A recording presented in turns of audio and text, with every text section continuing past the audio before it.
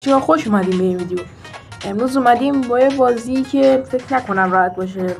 هدفمون اینه که این یاروه برسه به این دره. خب میریم فکر کنم باید بپریم. ای خدا. خب ترای اول موردی هدفمون هم رسیدن مثل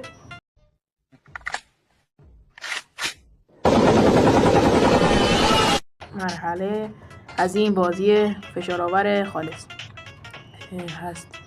ای خدا، این بار سوم هم مردیم. چقدر داریم میبینیم؟ فعلا این مرحله اولشه. چرا نمیپره این بازی؟ آقا الان میپره، میرسه در اینجا دیگه پرشش قطع میشه. آها درست بوده است. خب این مرحله اولو به راحتی رفتیم. فکر کنم که وایسی. وای واو سچه واو. خب میرفت اینور، اینم رفت اینور. فکر کنم بعد اینو بپریم دیگه. اینشو نرفت. یس، اینم از مرحله دوم. خب فکر کنم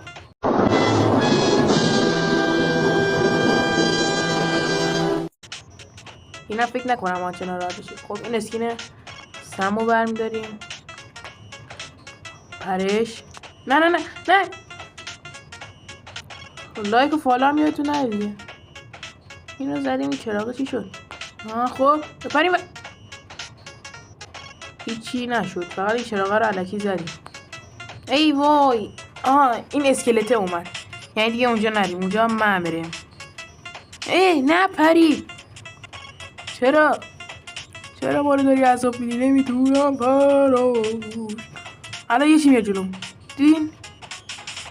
خب بچه ها، اینم از این ویدیو. درسته کوتاه بود. لایک و فالو یادتون نره. از این بازی ویدیوهای زیادی میذاریم.